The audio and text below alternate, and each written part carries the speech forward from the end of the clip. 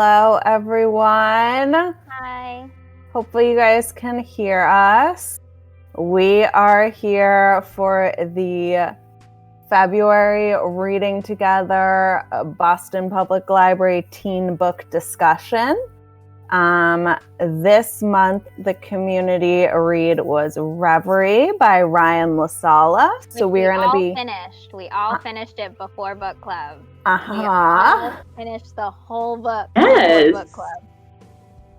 So we're going to be sharing some thoughts about that, talking about it. If anyone has questions as we go, drop them in the chat. But let's introduce ourselves, and then I'll give you guys a little intro to the book, and we will get started.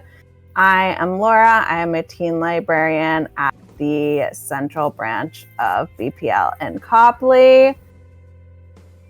Jackie, you're next to me. You can introduce yourself next. I am Jackie. I'm the Youth Services Librarian at Adams Street. Danny. I am Danny. I work alongside Laura at Teen Central in Copley. And Allie, who's certainly not finishing the book right now. Hi, I'm Allie. I'm the Children's and Youth Services Librarian at the Brighton Branch. I want it known, I tried my best, and therefore cannot be criticized. Exactly. Before we get started talking about Reverie, I just want to give a disclaimer that we all have pretty similar opinions on this book. That does not mean that our opinions are the only opinion or right, because they are opinions.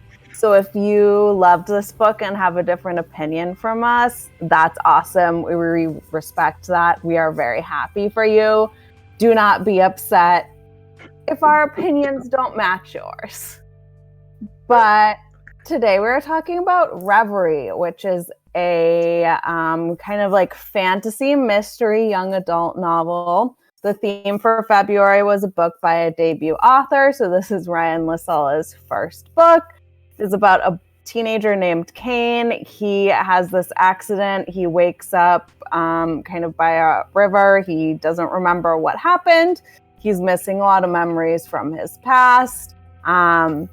The police are questioning him because they don't really understand what happened either. And as he starts to try to figure out what's going on, what his missing memories are, he also starts to get drawn into these dream-like things called reveries. We will be talking spoilers throughout. I don't know, that's the best description of this book I can give, so let's get started. Can we not do the last spoiler?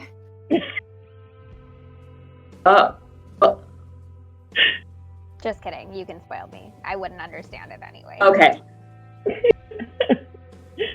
Oh, I'm at the epilogue. We'll get there. So we're fine. I'm at the epilogue. Beautiful.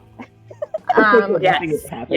If you work hard and believe in yourself, all that training you did in school of waiting till the last minute to do your homework can also be something you do for your job. There you go. Context clues, speed reading. Look for that dialogue. All right, so first we're going to talk about the writing style in this book. If you want to go to that first quote that we pulled up. So the first quote that we pulled is going to be showing up shortly. Yes. This is from very early in the book, and it is someone talking to Kane, our protagonist. She says, "You were thinking sad and poetic thoughts about yourself." And I feel like sad and poetic is very much what this author thinks he is doing with this book. And for me, the writing style of this book was rough.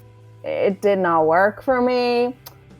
I don't know if you guys have some opinions on that, but I just felt like there were too many adjectives, there were too many similes, and it was like so many words that it started to mean nothing. It was meaningless. It was like, so first of all, I just finished. The reason I was late starting this book is because I was reading another book that ended up being longer than I expected it to be. But they also throw you into this like world with like new vocabulary that you're like meant to understand how it plays into the whole plot and like what it means. And by the end of the book, I was like, oh, I get it. I get how this world works. It didn't make sense, but like it made sense, I guess. I don't know anything. I kind of get it. I don't know. You can have a reverie in a reverie, and then sometimes a reverie is a spaceship, and you're safe there, but then it is in the other. Why? What does it mean? What do any of these words mean? Sorry. Okay, someone else. I think they tried to be deep and mysterious and a little too like, let's not call it an inception. Like we're kind of magic, every kind of magic, and it was like off the bat, like just so much italicized. It was rough. It was rough to get going, and after a while I was like, okay, just read, try not to dig too much into it. But the new vocab for me, I was like, all right, this is a word, and it was pretty much like when you get like an advanced, like, okay, like I should look this up. I don't know where to look this up. I can't look this up. We'll just see what happens. And hopefully it makes sense. And at the end, it kind of made sense for me. Kind of. Chris, no, this is a standalone book. There is only one. I like just starting out at the very beginning of the book. Some of the quotes from like the first page is, Cain stood among the bishop's weed, frothing at the bank, trying to imagine what it had been like the night of the accident. In his mind, being pulled from the river would have been violent. Moonlight sliced to confetti on the black broken water as paramedics wrapped him up. But this river during the day seemed incapable of violence. It was too slow, just gold water marbled with pollen, kissing his bare legs and a fleet of silvery fish slowly wreathing his ankles. Just like everything has a descriptor, and it is too much. But you know what's funny? Like, he does that, and then there are times when he was describing Dean's eyes, and he just said that they were like browner brown, and I'm like... I don't remember that. Listen. I'm just saying, if I knew someone like Cain in real life, like if this kid went to my high school, I would not befriend him. We will be getting to that. Michelle says Cain is such a fanfic protagonist name, and I feel like maybe Steven and Chris might get this, and you guys will all be like, what the heck, Laura? But truly, reading a character named Cain, my brain just kept picturing the WWE superstar Cain, which is like very much not the vibe of this character, and was very weird. I mean, honestly, probably would have made it more interesting. True.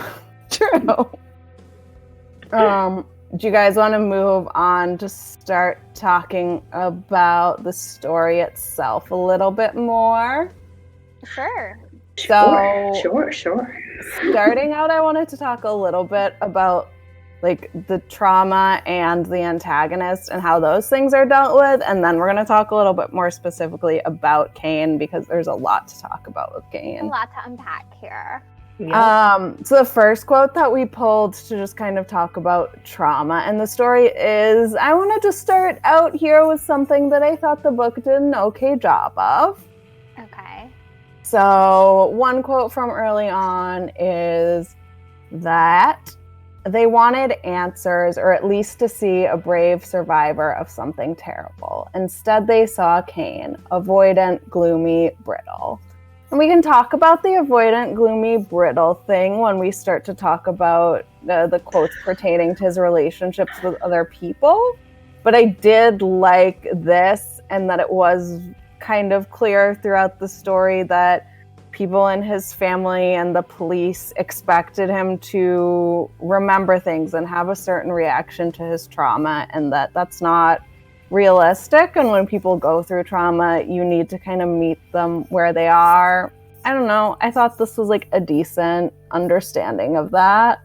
I think it was a solid singular line about that entire plot line. And then, so in the beginning of the book, you find out about this accident that Laura so lovingly read the words about. And Kane is like in trouble with the police, and his family is like, what's going on? Because everyone's like, oh, he tried to kill himself. Like, that's what this was. And so everyone's like a little bit concerned, but no, it also like he drove it into a historical building. So people are also like, oh, you did a crime, like, yikes. So people are like trying to figure out like what's going on with him mentally. And so I think this is a good line of like of how trauma survivors can react to a situation. And I think it's good that it was included. But also, when on earth does it come up again? Is the answer never? You sure bet.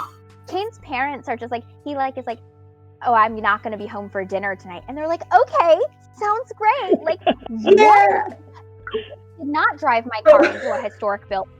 And my parents would not say, yeah, stay out all night with people. Like, I would be lock and key, curfewed. I would be therapist up. Like, I would be on every single medication under the sun. Like, and this is just like blah, blah, blah, blah, blah. Nothing bad. Oh, like when I first read it, I didn't even catch that. Like, that was just so slick. I thought we were just mad at him because he destroyed the historic building. Like, I thought that was like to me, all the writing, like that's what it said to me. The building, the historic building, this important building, this mysterious person painting this amazing building. I thought that sold way too much for me, where I was like, okay, this is serious. Like, why? This is why we're interrogating this kid. Like, how dare he destroy this building? So yeah, no, again, like the way like he was just out and about afterwards and staying out late, and let's just let him be. Like, we're not gonna address or talk to you about, hey, what's going on? How are you feeling? Like, yeah, no, didn't catch that they were worried about his mental well-being at all. And there's like, I have a question. Yeah. Is his mom like a psychologist? Yes.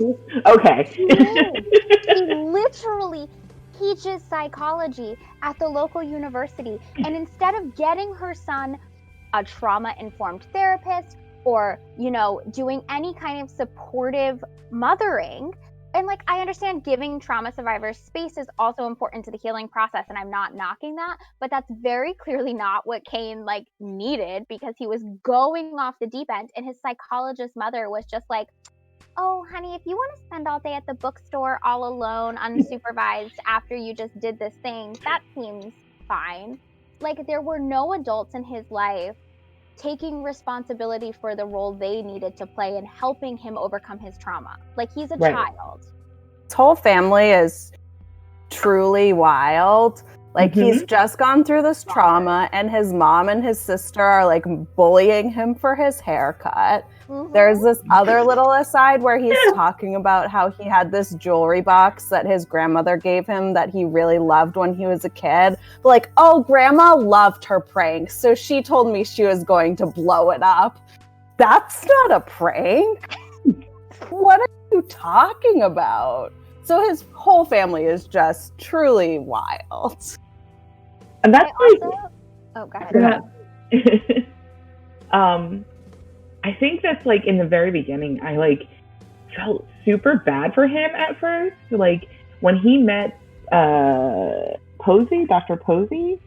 Oh, Dr. Posey is our next quote if you want to go to that, Chris. Like, Kane so desperately wanted an authority figure in his life that like could protect him and take care of him, that he latched on to this one person who's so obviously like not good. Yeah. So the first, you go, Allie. I'm just like, to follow up on Jackie's point, I just feel like if Kane's parents had been a little bit better at being parents in this particular story, none of this would happen. So the first, Dr. Posey is this person who comes in posing as a therapist, but then turns out to be kind of the antagonist. I don't know. One of the first things that he says to Kane when they first meet is, be careful. The things we cannot outrun are the things we must fight, and you are no fighter. You will need help. You will need me, and I do not provide for liars. And Kane is like, great, this seems like a super trustworthy guy that I should latch onto and look to him for guidance. Does he? I mean, there's like a whole conversation to be had, like in that same vein of like, obviously having finished, spoiler alert, Posey is using Kane to get to the magic loom thing. That's a whole, we're gonna get into that. But like essentially Posey's laying the groundwork, right, of Kane to not trust himself and to not trust the people around him. And I think Posey is doing a good job of trying to get to their end goal. And if a singular adult in Kane's life had been like, hey, you are a fighter, you're doing a good job, literally none of it would have happened. None of it. Mm-hmm. Or they'd gotten him a real therapist, go figure. Mm-hmm. The other thing I wanted to talk about with Dr. Posey, which I don't know that I've like fully fleshed out thoughts on, but I definitely wanted to talk about. So when Dr. Posey comes in, he is presented as kind of a flamboyantly dressed male character. Throughout the rest of the story, Dr. Posey is referred to by she, her pronouns and presented as a drag queen specifically. This is a book written by a gay male author. I didn't feel great about the fact that you have one kind of gender non-conforming drag queen character, and that is your villain whose main personality trait is manipulation and trying to trick people. That rubbed me the wrong way, since I feel that that is a very common stereotype that people negatively present towards people with alternate gender identities. So having it be like, here's this tricksy drag queen, I didn't like that. I'm going to make one singular joke about this, and it is that I like that Dr. Posey's drag identity does not have a PhD. It's not Dr. Posey, the drag queen. It's just Posey. Like, she did not go get her PhD. Absolutely not. Like, that's mine. So that's the only joke I'm going to make about that. But yeah, I picture, like, this might be dating myself a little bit, him from Powerpuff Girls, who is this villain who often presents as being pretty gender non-conforming, and it's queer coding. Bree popped that into the chat, but it's queer coding where you give villains traits that are associated with a minority, or in this particular situation, people who maybe don't subscribe to a singular gender belief, and you turn them into the bad guy. So that way, forever, you tie in those human traits with being an evil demon who's trying to steal dreams. I don't even know what she was doing. I truly don't know. No, did either of you guys have thoughts on Posey? Did you understand Posey's motivations? No. Oh my god. The whole like creating. Okay, their own world. That part I got at the end. At the end of like, but I still had to have Dean tell me of like, isn't it obvious she wants to create her own world? Like, oh, okay, thank you, Dean, for letting me know about that. But before that, like, it was just too like,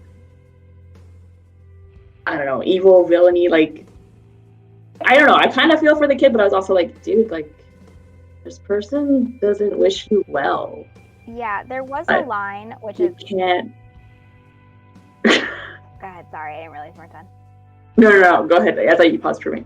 I was gonna say there is a line to kind of support what Danny is kind of talking about, this is a perk of having read the book 3 minutes before we did this. Towards the end, where basically Posey says something to Cain along the lines of like, why do you fight so hard for a world that would never fight this way for you? And that was the first, and this is literally like 99% of the way through the book, that was the first time for me that it was like, oh, that's why Posey wants to make a new world, is because Posey doesn't fit in the current reality. But like Danny said halfway through the book, oh yeah, because it doesn't make any sense.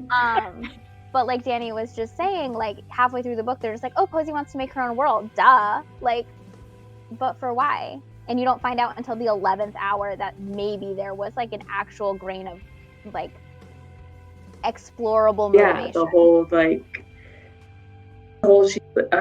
at the end, yeah, she's like, you know, Cain, you and I we're not different, like we're the same person. I was like, oh, okay, now I gotta like dig more into that. But I don't. Like mad because this could have been good. Yeah. I know it reminded me a lot of Jane Unlimited by Kristen Cashore, which is my least favorite of her books, but I thought did this kind of like different dream worlds thing better. And then I know Allie and I have talked about another book that it reminds us a lot of that does it so much better. It's The Raven Cycle by Maggie Stiefvater. Oh, Laura yeah. always makes me talk about that because she can't say Maggie's last name. But yeah, I think the Raven Cycle already existed, and the Raven Cycle is very much like, this is like a dream world I've created that I can pull things out of, and it had like very lyrical prose and like that small town kind of like haunted aspect. And I think that if you want to read Reverie, you should instead go read The Raven Cycle, even though Maggie I agree. is always on my last nerve. Take it out to the local library. We'll link it in the chat. We won't. We didn't tell anyone we were going to do that. No one is prepared for us to say that. All right, do you guys want to move on and talk a little bit about our boy Cain? Yeah, I do. Okay. So one of the like first things that somebody says to Cain in this book, or that Cain says about himself rather, is talking about his little sister. And he says he wasn't like Sophia, who needed to befriend everyone and everything. No, Cain liked to think of himself as discerning. This boy doesn't want friends, thinks he's above friends, doesn't like anybody, is rude all the time, did not like him. Oh, wait, do we think, this is on me, maybe, for misunderstanding this when we read it, but do we think that whole part of his personality is a defense mechanism because Addie erased his memories of his friends? Well, maybe, but also the next quote is him talking about Ursula, who's one of these friends that he doesn't remember. And he says they should have been friends, but Cain was no nicer to her than anyone else. He was perhaps even meaner to show just how different they were or how much more she deserved their classmates' ridicule. So then he finds out and like remembers that they are actually friends, but still the first interaction he ever had with this girl was that he wanted to make someone else the butt of everyone's jokes. So he started a rumor that she was adopted from a dog shelter. And then somehow that turns out not to be true. No, I think he did do that, but then they became friends. It says it later that he didn't do that. That was an invented memory he had to keep him away from Ursula, but he was mad at himself for even thinking that. See, I read this book like under a week ago, and I didn't even know what happened in it. No, yeah, but like, so I do kind of, there is an aspect of his unlikableness that I kind of understood, in the sense that he asked Addie, whose powers within this like dream war battle thing they're doing, which, does that make sense? No. Yeah, we'll get to that too. If you're confused, we're also confused. But when he asked her to erase his memories, it was he would like wouldn't reconnect with them, and he would be like totally isolated from this world that he had known existed, so that he wouldn't know it existed anymore. And so I think what happened but he was failed at that. He severely failed at that. Literally fails at everything he tries in a not hilarious way. But I think what his brain did was, right, like it filled in this idea of like, these are the reasons I have to stay away from these people. So it was like, Addie's really stuck up and Elliot's like a jock, so he would hate me, and I was mean to Ursula, so like I can't befriend her. And I think it was like a way of keeping himself still distanced from that world. Mm-hmm. But it didn't work, turns out, because everybody is irresponsible in this book. One thing that drove me crazy is, so he has this group of friends that he doesn't remember, and they all have these powers. And the way that he kind of realizes, oh my gosh, maybe I was friends with these people and we had some group together, is one of them makes some comment about like, the others were doing this. And he's like, oh, the others, I remember hearing that before. That's something familiar to me. And the fact that the phrase that triggered his memory was the others, which is perhaps the most generic thing you could ever come up with, that could very easily come up. They chose it specifically to be completely generic so they could use it in secret. Disaster, but Just don't know. Was this book about outcasts? Was it not? What? Tell me. So I don't know, because Cain and Ursula were outcasts, right? Like they weren't particularly liked at school, but then Addie and Elliot were both really liked, and Sophia seemed to be liked. So it wasn't about really being an outcast, and also he wasn't really an outcast because his BFFs were the two most popular kids in school, and he had a hot boyfriend. Like, what is he talking about? Can we talk about his boyfriend for a second, who is like part of a Reverie dream, so he's not really real? And I don't know why I'm supposed to care about this relationship, because we have no build up to it. They basically just like yell at each other a lot, and then all of a sudden they're making out and are like, we're in love, let's be together. Yeah, my perfect relationship. What are you talking about? Okay, I'm gonna let someone else talk because I know I've talked a lot, but I could write you a thesis on Dean. So. Oh my god. I don't know, Jackie, Danny, did either of you guys like have any connection to that relationship? Not so much the relationship. I feel like Dean was the only character I even remotely enjoyed because he was like hardly there. So I didn't get annoyed with him until the very end, I think. Danny?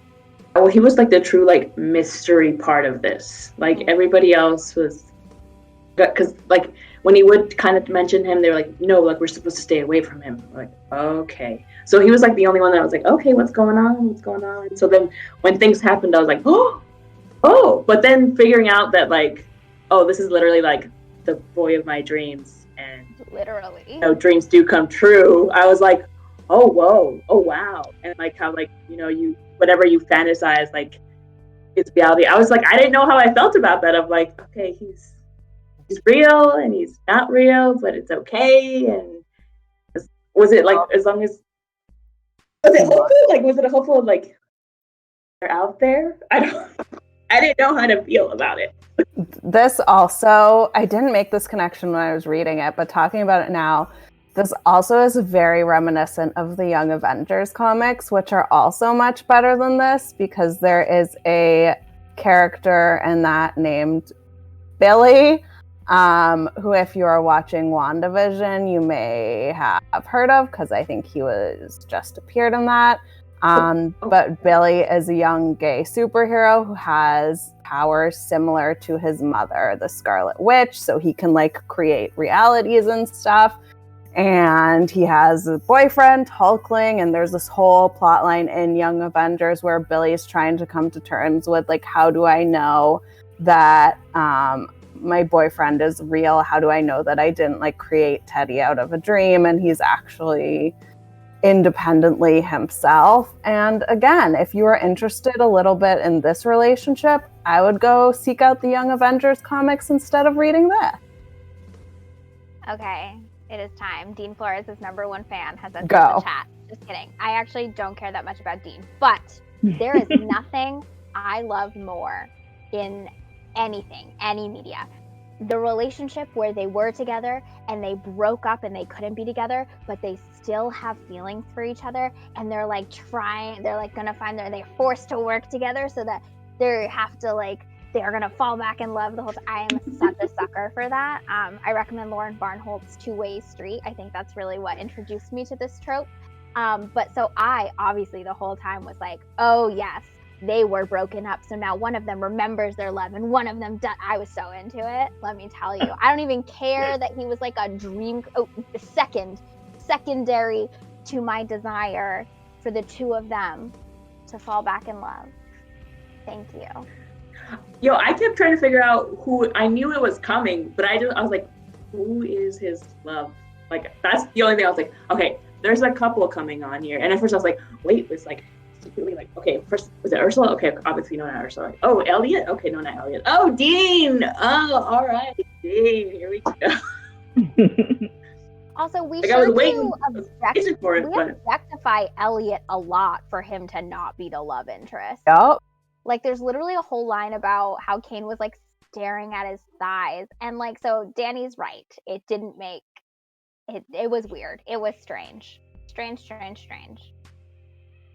I think that so when it happened, I was like, oh, okay, there it is. Got his boyfriend. Kind of. Read your weird passage, Allie. Oh, Jackie, did you have something to say? Did Elliot and Ursula end up together? Is that okay? Yeah. Kind of. Everybody ends up paired up. Kane and Dean, Elliot and Ursula, and then Sophia and Addie, which like couple. Honestly, best couple in the book, hands down. So much more interesting. Well, no, Maxine and Helena are the best couple in the book. Maxine and Helena, yes. That's true. Yes. But I want to talk about them when we talk about magic. But Allie, didn't you have a passage that kind of related to Dean and Kane? Unfortunately, I do. So, you might recall, in the final battle of the Reveries, whatever was happening, Dean teleports himself to a spaceship, and then Kane gets there through the sanctuary with the dog. So then they're on a spaceship, and Dean can't teleport them off the spaceship because of velocity, and they might die. So they're stuck on this spaceship in the middle of this battle for 6 hours. So then they just like start making out. So weird, already thrown way off because we have not had enough interaction to justify this. And then there is the most useless paragraph in the whole book, and this is where this is definitely a teen stream. Reminder, we are teen librarians discussing teen literature, so if you're not a teen, there's the door. There's like literally one paragraph that's just like, the next morning they made sure to make the bed look neat, which the robots appreciated for 3 seconds before they stripped and cleaned the bed. And I was just like, are you... Oh, you didn't catch that. Like, did they... Oh my god, Jackie! It was real clean. Like, I literally would... You gotta use your imagination. Is it... Well, because there's all these questions now, right? Like, because there are YA tropes that when two characters get physical with each other, certain things play out, right? Like, you have certain tropes that sometimes happen, and this book loves a good trope.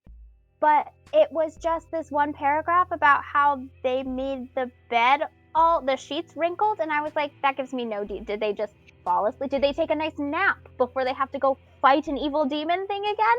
Or did they waste all of their energy? So that's it. I think that paragraph summarizes the extent to which we explore any aspect of their relationship. Thank you for letting me. Much. Thank you. All right, we can go to the next I- quote, I guess. It'll be on the same topic. This is Addie calling him out. Yes. She says to him, "You think just because you face trauma, you're excused from treating people with compassion," which like is whether or not he's being a brat because he's trying to deal with missing his memories. I think it's really important, particularly for teens, but for everyone, to recognize that if someone is being rude, mean, offensive, whatever to you, and they say, well, it's not my fault because I have trauma, or it's not my fault because I have mental health struggles, like that's not an excuse, because there are so many people in the world dealing with those same things who are not walking around being rude little brats to everybody. Mm-hmm. Yes. I loved this line. I think probably to the surprise of no one, Addie is my favorite character. She's not very nice in the way that I appreciate in a character, where she's just like, you're not being nice and I don't need to be nice back to you, and I don't need to pretend that I like people that I don't, which like big mood.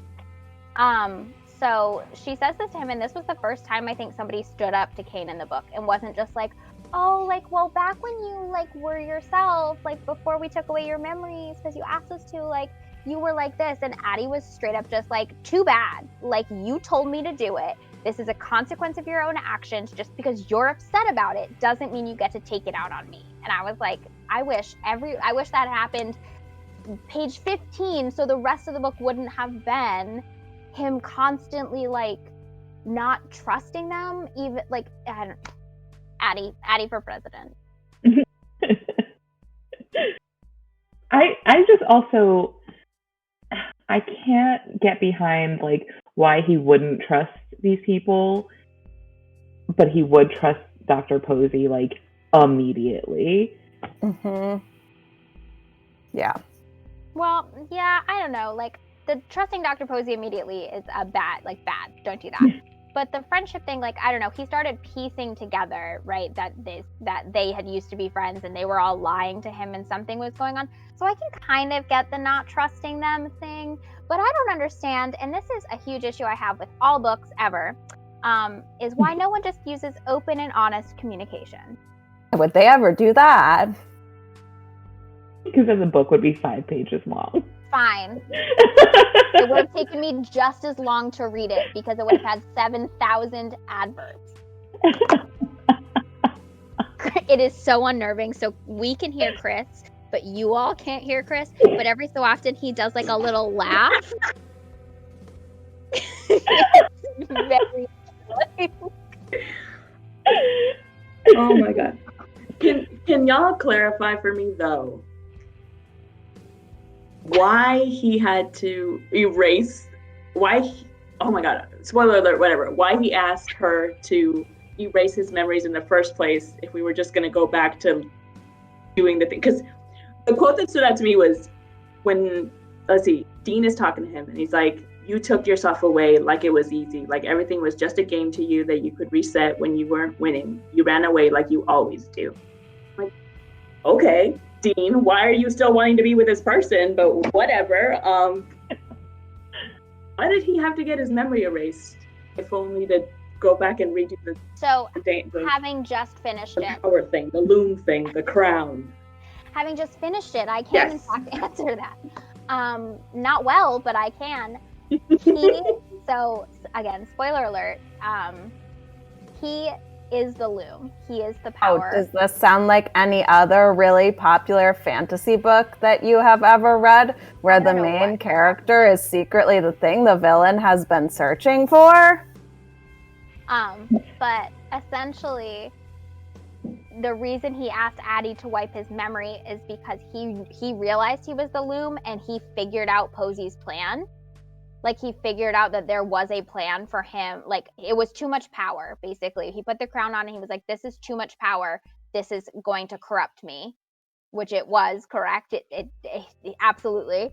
And so he had Addie erase the knowledge from himself that he had ever touched that kind of power. And he wasn't supposed to get back in touch with it. That was where everyone did a bad job.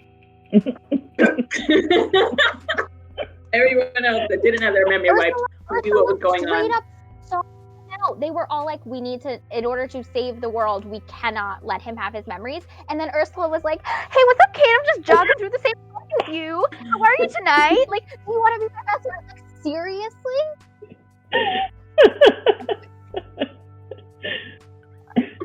Whatever, guys. Did they? Oh my god. Yeah, so many things. So I guess they just never knew about. Oh my god. Yeah.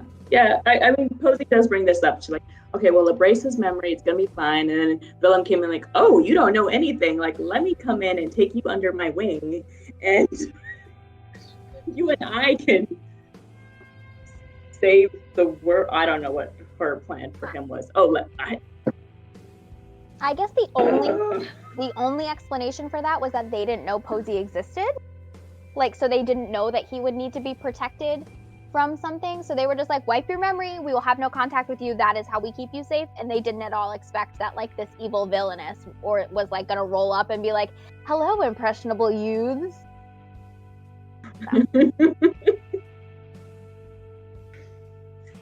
People that I wanted to talk about are Maxine and Helena, who were my favorite characters, and I wish this book had been about them instead of all these people that was about. So basically, Maxine is a local painter who disappears when Cain blows up the historical building at the beginning of the book, and then Helena is someone who was her roommate, who they somehow don't figure out that they were a couple for a very long time. But Helena has this book was written in 2019 and Yes. It's in Connecticut. Yes. And half of them are queer. But so Helena has this Reverie, which is like a waking dream, where she is living out the plot to a romance novel.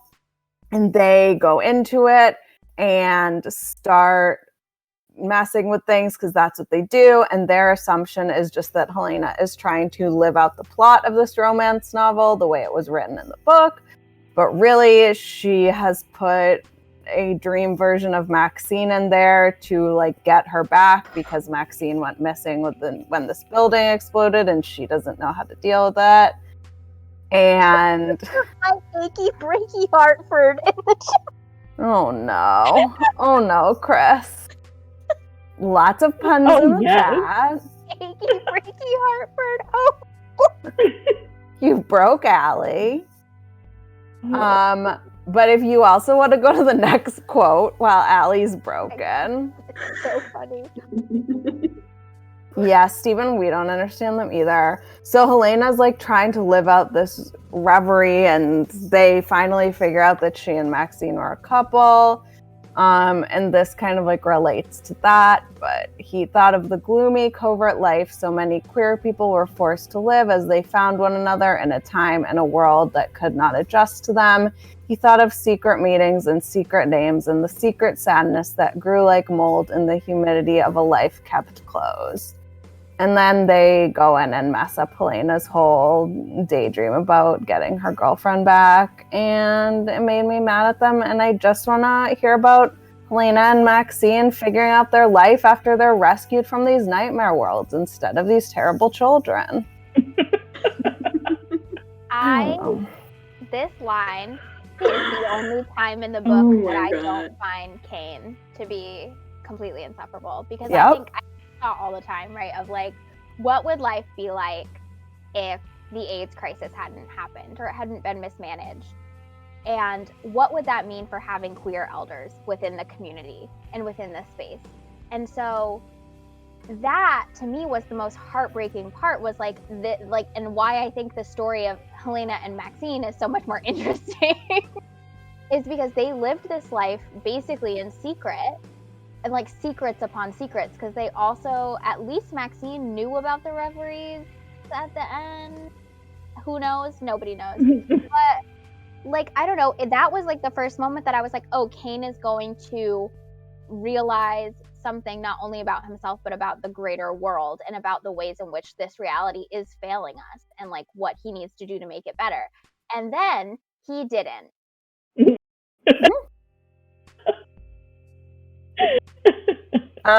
Do we want to talk about the magic a little bit now, since this kind of feeds into that, I think?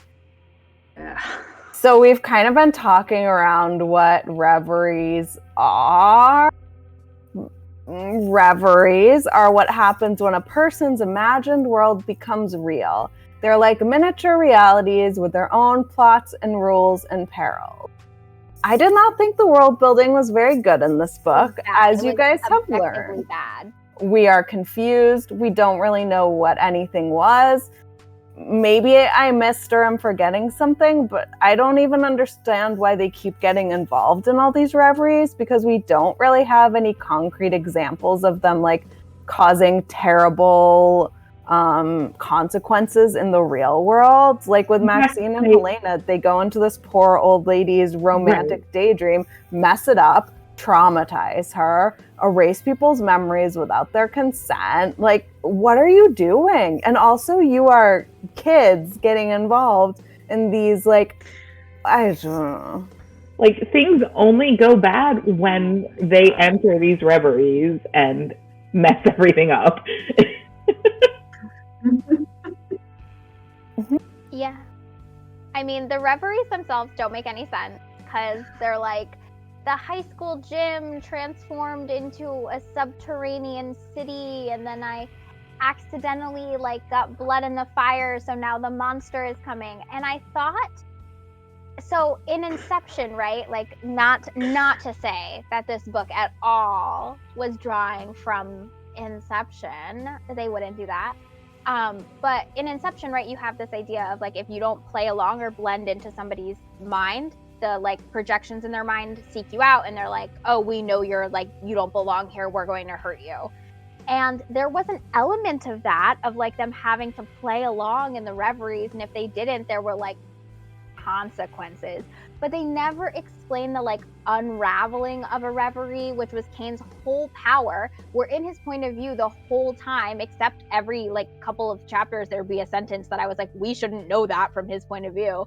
But it like didn't explain why it was important for them to stop the reveries from existing, outside of like, somebody could get hurt, but like, why? Like, what were there were no stakes, because we didn't understand what was at stake. It's just bad writing. Oh my god. I never got it. Like, I think in the first one, it was like, oh, don't worry. I think Elliot was supposed to come with the hero, and everything was going to be fine. And instead, Kane jumped the gun and got things rolling. But it was like, wait, so things were just going to play out how they were supposed to play out. And is that the whole, like, I know, like, the quote that we have in the end, like, was that the whole message behind this book? Was like, communication, let things happen as they will, don't intervene. Like, was that what I was supposed to learn from this? The worlds I could not follow. I could not imagine. I could not see them. Like, I think at some point, like when they were up on the bridge, I could kind of see that, but I went into space. What? When there was like 5 worlds in one, I couldn't. I could not. Hey kids, watch Inception with your parents' permission, and then read the Raven Cycle, and then you'll know more than this book could ever tell you. It sucks because there are like glimpses of something in here that could work. Like, yep. Even like the idea behind why people have reveries, and like what people are having them and why they have them. Like, they like vaguely talk about it, but they never get into it, and I want to know more, but I didn't get that. But there was like Jackie was saying, like, there were moments where I was like, oh, this is gonna be more. Like, when we find out how the kids have their powers, like that Posey gave them their powers and like specifically rooted them in things that would cause them pain and like things that they feared. So like, for example, Ursula in real life is this like very gentle, quiet person, but her superpower is super strength and like fighting. And Elliot is like really pragmatic and his power is the power of illusion. Like, he like doesn't like to lie, and then his whole power is lying. And like Addie is, you know, she has this terrible fear of being forgotten, and then her power is erasing people's memories. And like, so I was like, that is what I wanted from the whole thing. Right. Was like this, like, the reveries only manifesting when people experience fear? Are they only manifesting when people are experiencing sadness? Like, how are they helping the people who have the reveries? And I think the answer is they're not. Yeah, so the last quote that we have like touches on what Allie and Danny have just said about how at the end of the book they realize, oh, what we should have been doing all along is like be there to provide support if it's needed, but don't get involved unless something goes terribly wrong, and don't just assume we know what's happening. Mm-hmm. So I don't know. I didn't get that at all. So I do have one. I don't know. You guys might have some other just like random things that you feel the need to talk about. I really need to talk about the fact that at one point, Kane is talking about the Super Bowl for some reason. I forget why. And he calls the national anthem the most important part of the Super Bowl. And listen, I get that some people like don't like sports. That's fine.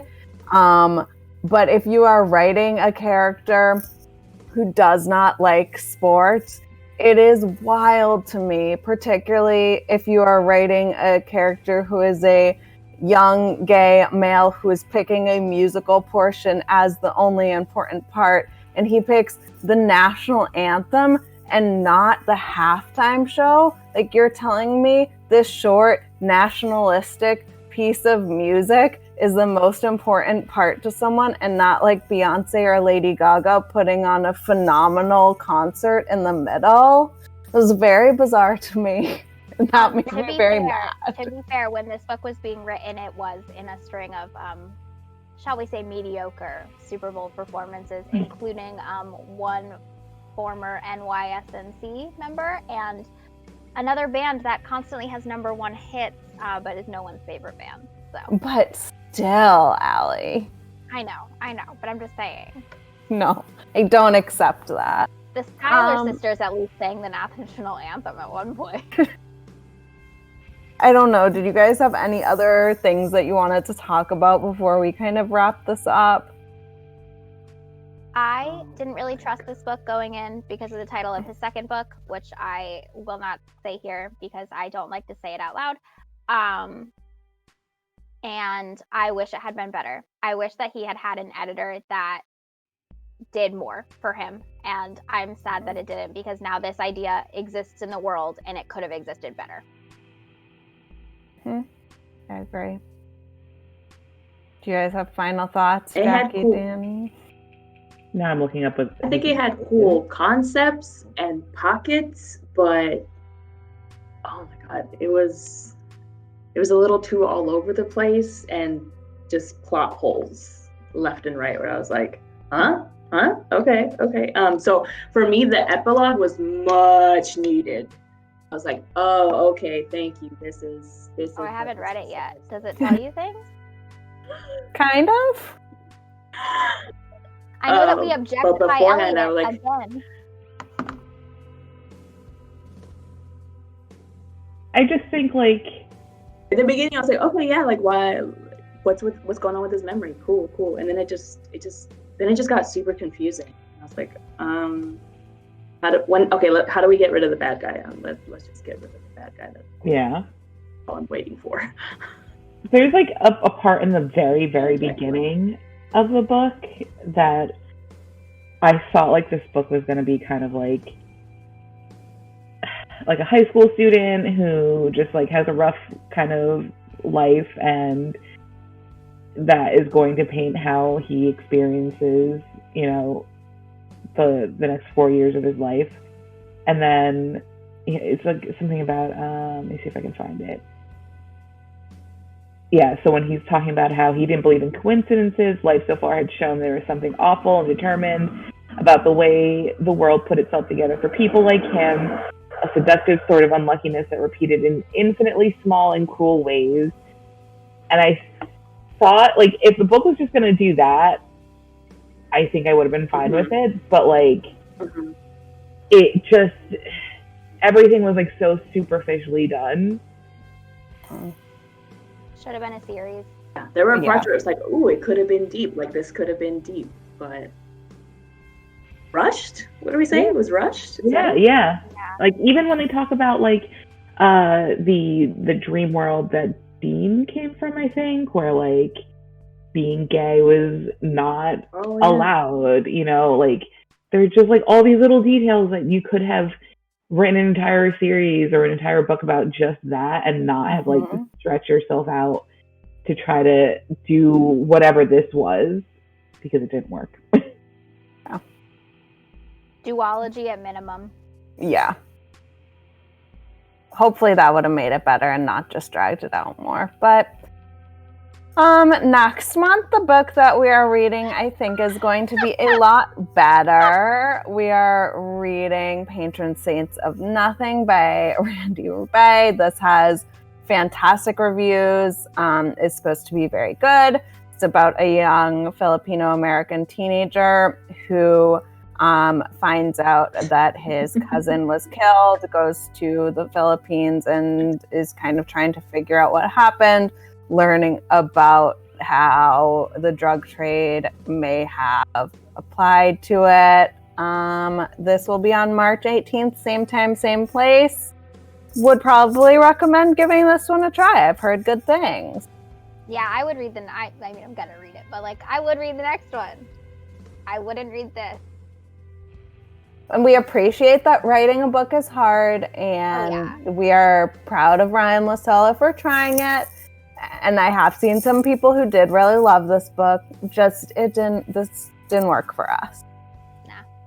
And if you guys want to hear from a debut author from a different fantasy book, on March 25th at 3 p.m. we are hosting Namina Forna for a virtual author visit and Q&A. Her book, The Gilded Ones, just came out about like a week ago. Supposed to be pretty good. You guys can register for that at bpl.org/events if you want to ask some questions of a debut fantasy author. Woo! And I think that's all we've got for you today. We apologize that this was probably a little confusing and all over the place, but you really experienced what reading the book was like for us. So it was really immersive for you. All right. Goodbye, everybody. Bye. Bye-bye.